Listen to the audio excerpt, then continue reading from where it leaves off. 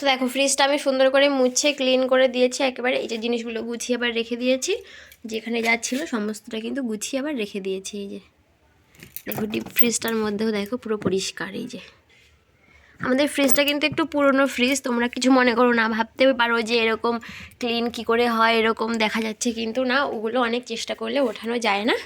তো দেখো ক্লিন হয়ে গেছে। Hello friends, welcome back to my channel Pompa's blog. আশা করছি তোমরা সবাই খুব ভালো আছো, আমিও খুব ভালোই আছি। তো আজকে কোনো ডেলি ব্লগ তোমাদের সঙ্গে আমি শেয়ার করছি না, আজকে শেয়ার করব আমি আমাদের আমরা ডেলি প্রতিনিয়ত যে জিনিসটা আমাদের ব্যবহার না করলেই নয়, যেটা হলো ফ্রিজ। তো সেই ফ্রিজটাকে ক্লিন কি করে রাখবো, কি করে রাখলে ফ্রিজটা ভালো থাকবে, বা ফ্রিজ থেকে অনেক বাজে স্মেল আসে, সে স্মেলটা কেন আসে, সেগুলো সব কিছুই আজকে তোমাদের বলবো। আর সেই বাজে স্মেলটা তোমরা কি করে ফ্রিজ থেকে দূর করবে সেটাও অবশ্যই আজকে তোমাদের বলবো। তো সব কিছু জানতে হলে অবশ্যই ভিডিওটা পুরোপুরি দেখতে হবে। তো চলো আজকে ভিডিওটা আমি এখানে শুরু করছি।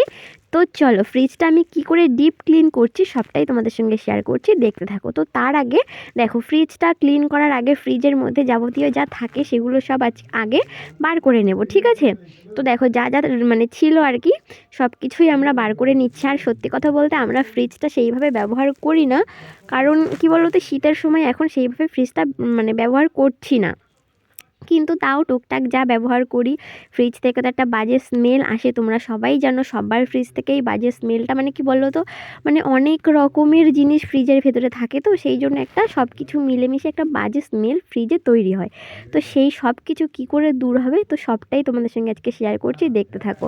তো দেখো এই যে ফ্রিজটা প্রথমে আমি সবটা ফাঁকা করে নিলাম, আর ফ্রিজটা বন্ধ করে নিয়েছি। অবশ্যই আগে যেটা করণীয়, ফ্রিজটা বন্ধ করে নিতে হবে। তো দেখো ফ্রিজ থেকে জল পড়ছিল, আর আমি এখন এই যে ডিপ ফ্রিজের ভেতরেও দেখো এখানে পুরো সব ফাঁকা করে নিয়েছি। নিয়ে এবারে ফ্রিজটা আমি ক্লিন কী প্রসেসে করছি সবটাই শেয়ার করছি, তোমরা দেখতে থাকো। তো দেখো সমস্ত ফ্রিজটা ভালো করে ক্লিন করব এখন। দেখো কত ময়লা জমেছে, সমস্ত সব পরিষ্কার করব। আমাদের একটা ছোট্ট ফ্রিজ, কিন্তু আমাদের খুব একটা ফ্রিজ তো ইউজ করা হয় না, তোমরা দেখোই কোনো সময় ফ্রিজটা ইউজ করা হয়। আর এখন শীতের সময় তো সেইভাবে ফ্রিজ আমরা ব্যবহারই করি না। তো দেখো ফ্রিজটা তো পুরো ফাঁকা করে নিয়েছি। এখন আমি একটা সুতির কাপড় দিয়ে শুধু সিম্পল একদম প্লেন জল দিয়ে ফ্রিজটা প্রথমে মুছে নিচ্ছি, ঠিক আছে? আর এই যে ফ্রিজের মধ্যে যে বাকেটগুলো থাকে সেগুলো সব বার করে নিয়েছি। তো এই যে বার করে নিচ্ছি সব কিছু, একদম ফ্রিজটা পুরো একদম ফাঁকা করে দিয়ে তারপর ফ্রিজটা একটা সুতির কাপড় দিয়ে ভিজিয়ে আর কি মুছে নেব। এটা হলো প্রথম প্রসেস। তো এইভাবে ফ্রিজের যত যাবতীয় যা ময়লা থাকে সেগুলো সব একটা কাপড় দিয়ে আমি প্রথমে মুছে নিচ্ছি, তারপরে আমি সেকেন্ড কী করছি অবশ্যই তোমাদের সঙ্গে শেয়ার করছি। তো দেখো এখানে একটা সুতির কাপড় দিয়ে আগে ফ্রিজটা আমি পরিষ্কারভাবে মুছে নেব, ঠিক আছে? তো যেখানে যা অনেক রকমের অনেক ময়লা থাকে, তোমরা জানো যে ফ্রিজে কত রকমের জিনিস থাকে, তো সব কিছু মিলেমিশে একটা বাজে গন্ধ আসে। তো দেখো আমি ভিডিওতে অবশ্যই তোমাদের সঙ্গে শেয়ার করব যে কেন ফ্রিজ থেকে এরকম বাজে গন্ধ আসে, সেটা তো তোমাদের বললাম। আর কী করলে তোমাদের এই ফ্রিজ থেকে বাজে গন্ধটা দূর হবে সেটাও তোমাদের বলবো।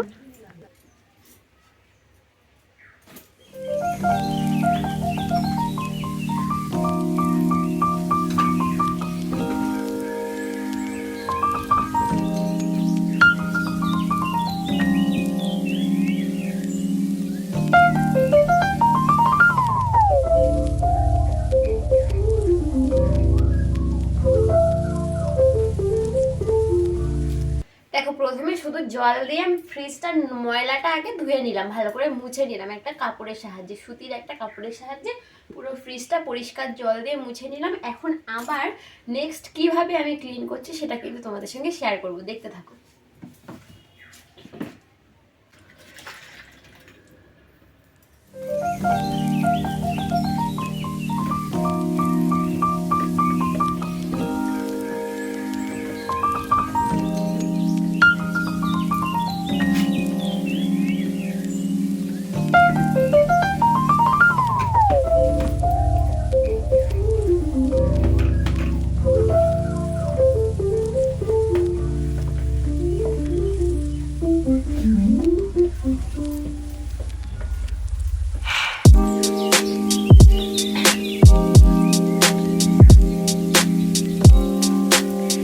ভেতরে যত নোংরা ছিল সমস্ত সব কিন্তু আমি একটা পরিষ্কার জল দিয়ে কাপড় আর সুতির কাপড় দিয়ে সুন্দর করে মুছে নিয়েছি। এখন আমি শুকনো কাপড় দিয়ে জলটা কিন্তু পুরো মুছে নেব, ঠিক আছে, যাতে ফ্রিজে একটুও না ভিজে ভাব থাকে। আর এই ফ্রিজটা কিন্তু এইভাবেই খোলা অবস্থায় আমি ছেড়ে দেবো কিছুক্ষণ, যাতে ফ্রিজটা ভেতরটা পুরোটা ড্রাই হয়ে যায়।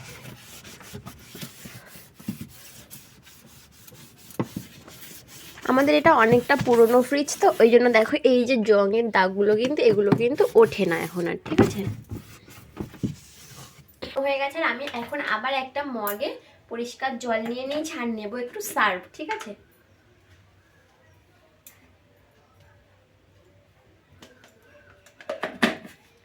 একটু সার্ফ নিয়ে নিয়েছি। এবারে এই সার্ফের জলটা দিয়ে সুন্দর করে পরিষ্কার করে এবারে ফাইনাল যে ক্লিনটা সেটা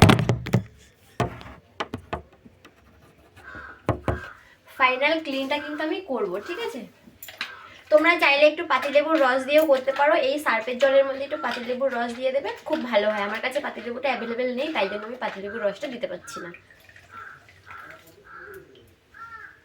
এ ভাই ভাই এ একটু ময়নাদের বাড়ি পাতিলেবু আছে নাকি দেখ না। হ্যাঁ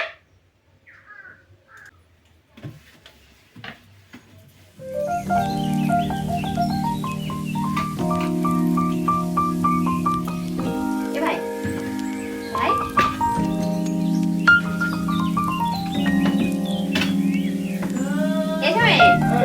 সুস্মিতার কাছে যা না, ওর মায়ের কাছে বলবি না। সুস্মিতার কাছে কি বলতো লেবু আছে কিনা।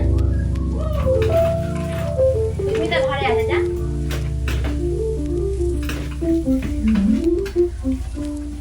তো দেখো এখানে মগে আমি পরিষ্কার জল নিয়ে নিয়েছি আর নিয়ে নেবো 1 চামচ মতো লবণ। এই যে 1 চামচ লবণ নিয়ে নিয়েছি আর নেব 1 চামচ বেকিং পাউডার, ঠিক আছে। এই যে ভালো করে এটা মিশিয়ে নেব। এর মধ্যে তোমরা চাইলে পাতিলেবুর রস দিতে পারো। অনেকের ফ্রিজ থেকে খুব বাজে স্মেল আসে, তাদের জন্য পাতিলেবুর রসটা কিন্তু মানে ভীষণ প্রয়োজনীয়, দিতেই হবে। আর এখানে আমি শুধু ওই বেকিং পাউডার আর লবণ দিয়েই কিন্তু ফ্রিজটা ক্লিন করবো। এবারে দেখো থার্ড প্রসেস এটা, ঠিক আছে। দেখো সুতির একটা ন্যাকড়া নিয়ে নিয়েছি, মানে কাপড়, এটা দিয়ে এখন আমি ফ্রিজটা কিন্তু ফাইনাল টাচ দিয়ে দেবো। এটা দিয়ে মুছে দেবো, তারপরে কিন্তু এরকম খোলা অবস্থায় আধ ঘন্টার বেশি রেখে দেবো, ঠিক আছে। সব জায়গায় কিন্তু আমি এই লবণ আর বেকিং পাউডারের এই জলটা দিয়ে কিন্তু ভালো করে মুছে নেব।